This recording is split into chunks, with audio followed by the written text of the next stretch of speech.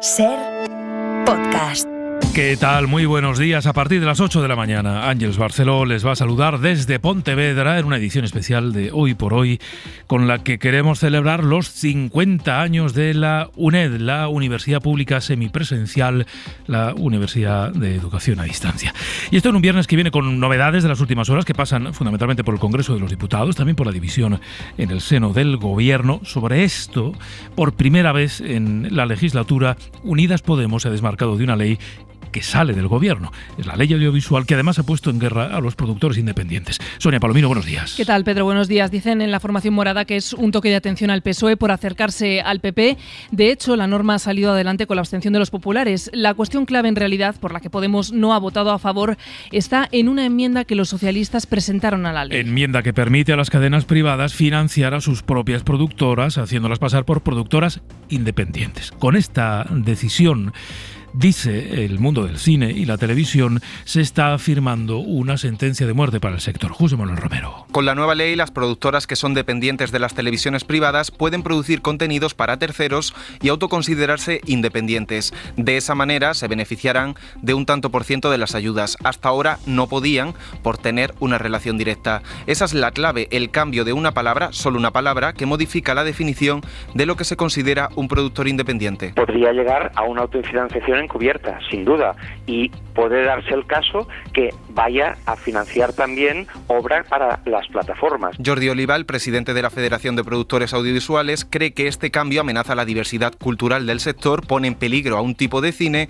y abre la puerta a que los grupos mediáticos se queden con todo el pastel. La ley también cuenta con el rechazo de las mujeres cineastas por no incluir cuotas y los productores valoran pedir amparo a la Unión Europea.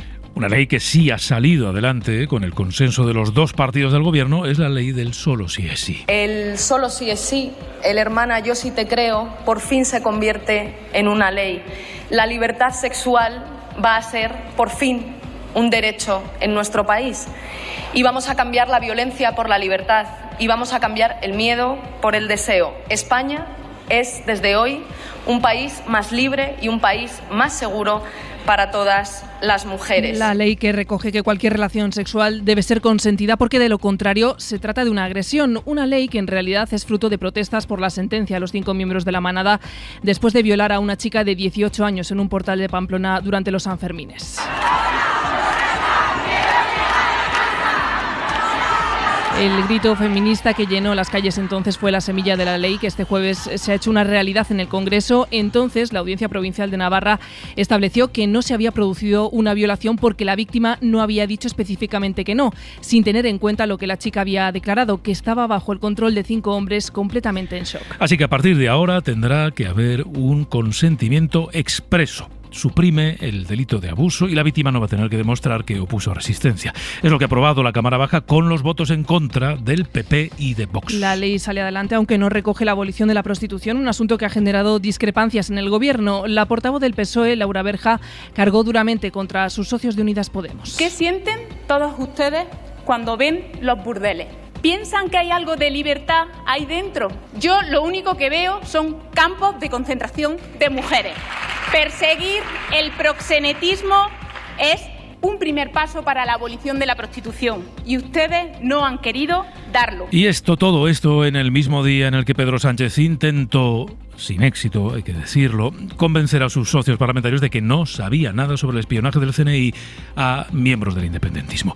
Enseguida vamos con este asunto. Las últimas horas además nos dejan también la decisión de la Audiencia Provincial de Zaragoza que ha cerrado el caso Gali. La investigación de la entrada presuntamente irregular en España del líder del Polisario. El juez llegó a imputar a la exministra de Exteriores, Arantxa González Laya, pero ahora la exculpa. En Estados Unidos, en medio aún del dolor por la muerte de 21 personas en el tiroteo en un colegio de Texas, la Asociación Nacional del Rifle celebra este viernes su convención nacional. Concretamente en Houston, a unos 400 kilómetros de donde se produjo la tragedia. Allí, en Uvalde, siguen los homenajes a las víctimas y también las protestas de padres y madres que con el paso de las horas cuestionan cada vez más la actuación de la policía. Porque se están conociendo ahora vídeos en los que se ve cómo las familias pidieron a la policía que entrara en el centro para frenar la masacre, pero los agentes no lo hicieron, no entraron mientras se seguían escuchando disparos.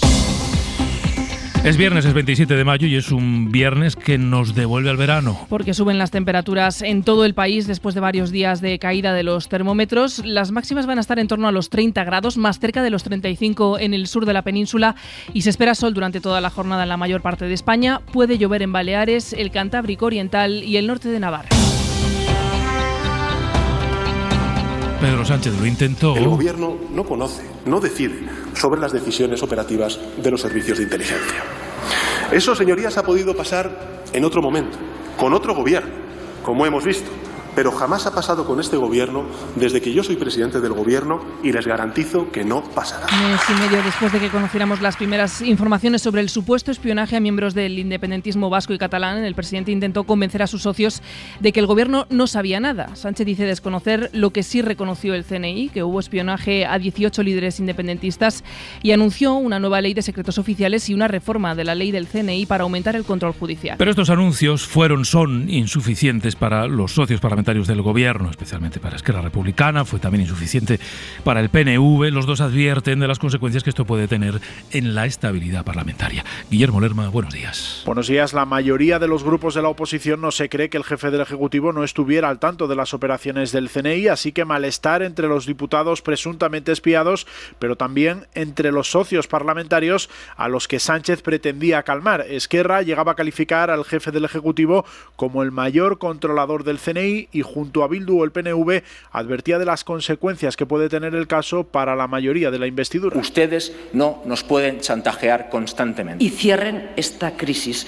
La gente no debe ser quien pague los errores de este gobierno. Si cree que nos ha tranquilizado diciendo hoy que no piensa conocer nada acerca de las disposiciones operativas del CNI, está equivocado. Sánchez no lograba llevarse de la Cámara ni el compromiso de los grupos para apoyar las dos reformas anunciadas durante el Pleno, medidas como la del CNI que necesitan de una mayoría absoluta para prosperar. Todavía de la crónica parlamentaria, el día de ayer fue muy prolífico. El Congreso ha aprobado la llamada Ley Cerolo, que empezó a gestarse hace ya tiempo, hace 15 años.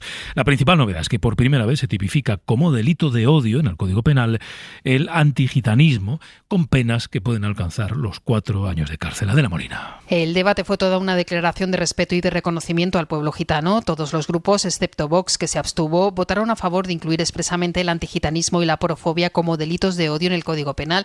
La diputada socialista Beatriz Micaela Carrillo defendió con vehemencia la importancia del cambio. Porque cuando yo miro el pasado y miro y observo las injusticias que han cometido contra nuestra gente, contra nuestro pueblo, señorías, a mí me hierve la sangre.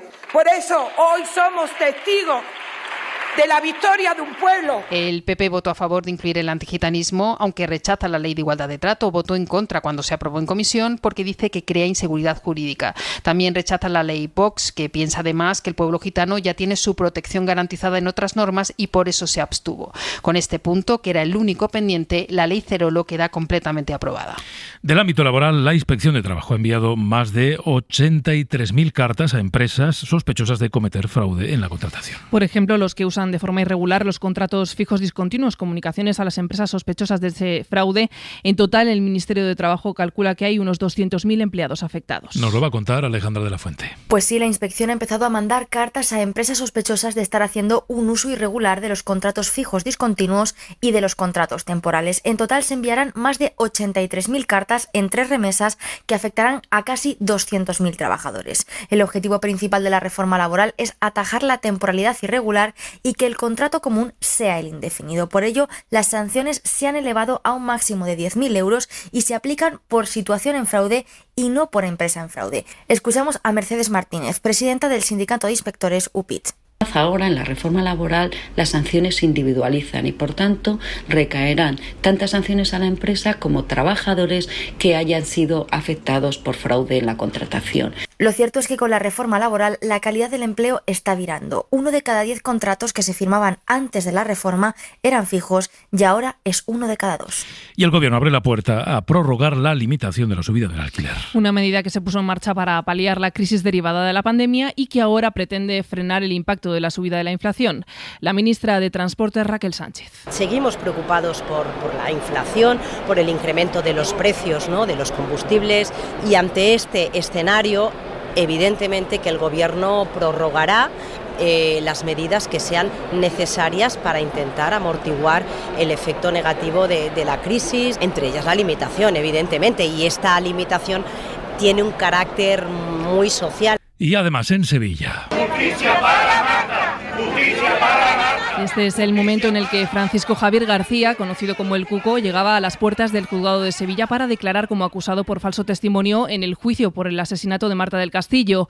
Él siempre había dicho que no había estado en el piso en el que Miguel Carcaño mató a la joven, pero ayer confesó todo lo contrario, reconoció que había mentido. Sevilla, José Manuel Rebolo, buenos días. Hola, buenos días. Sí, mintió porque dijo que a la 1:30 de la madrugada estaba durmiendo, así que ahora sabemos que esa noche estaba despierto a la hora en que, según la sentencia que lo condenó por encubrimiento, ayudó a sacar el cadáver de Marta de aquella vivienda. El asesino, Miguel Carcaño, ya no declarará en este juicio después de la contundencia de las confesiones. El abuelo de la chica, José Antonio Casanueva, desea por encima de todo que aparezca el cuerpo de su nieta. Bueno, que haya un poco de luz y que nos diga exactamente dónde está, porque eso es lo que queremos. Únicamente, que nos digan dónde está y ya cerraríamos este episodio que tenemos que pesa mucho. Esta mañana prestarán declaración los padres de Marta. Su abogada quiere demostrar el daño que sufren por las mentiras de los condenados para que sean indemnizados.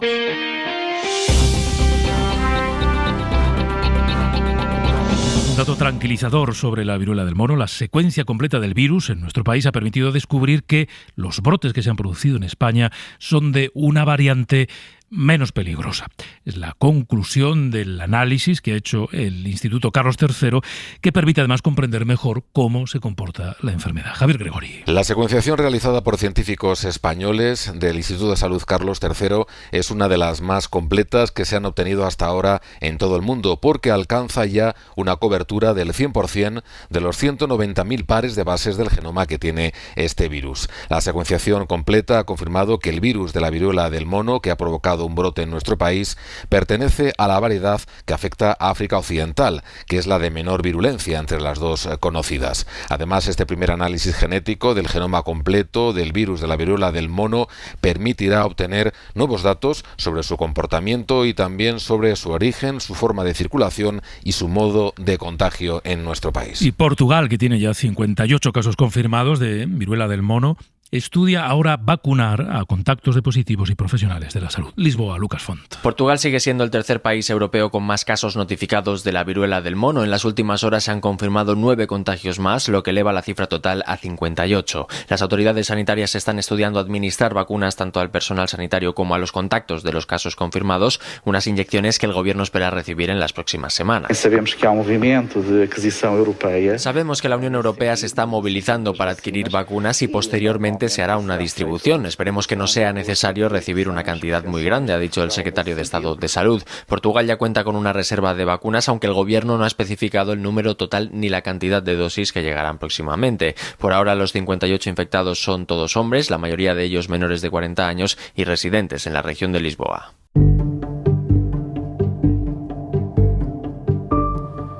Y más de 3 meses después del inicio de la guerra en Ucrania, las bombas siguen cayendo sobre la población. Esta noche varios misiles han sido lanzados contra la ciudad de Kharkov, sobre las estaciones de metro que acababan de reabrir.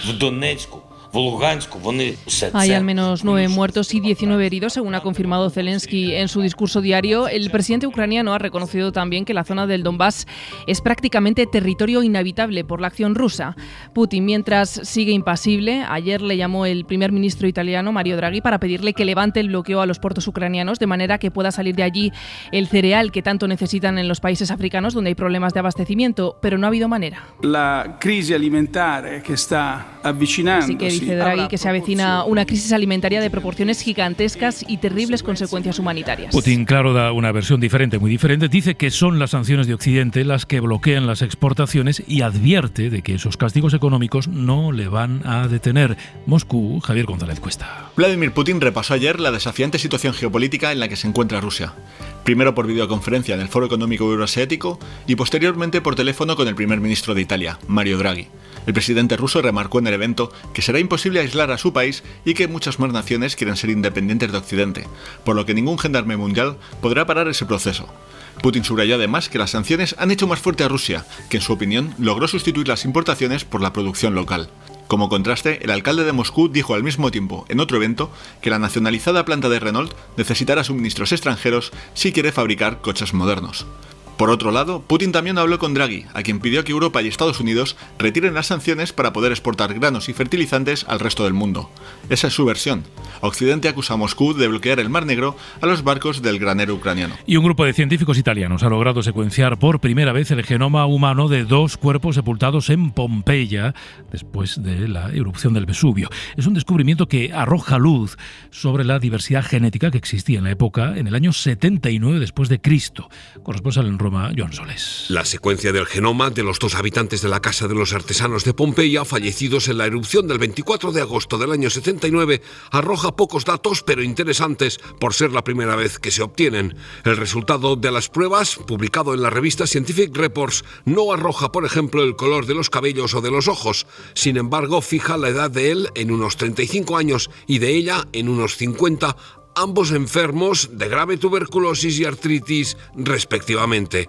Quizás por ello no huyeron en los momentos de la erupción o creyeron que su casa era el lugar más seguro, según el director de la investigación, Gabriele Scorano, antropólogo molecular de la Universidad de Copenhague. La comparativa de la secuencia del genoma con la de otros 1.500 individuos de épocas antiguas sugiere que eran ciudadanos con características similares a la población del centro de Italia, pero mucho más con los de Cerdeña, hipótesis que refuerza la emigración de las islas a la península en época imperial romana. Y en Francia la justicia acaba de imputar al que fue director del Museo del Louvre hasta hace solo unos meses. Fue detenido el lunes.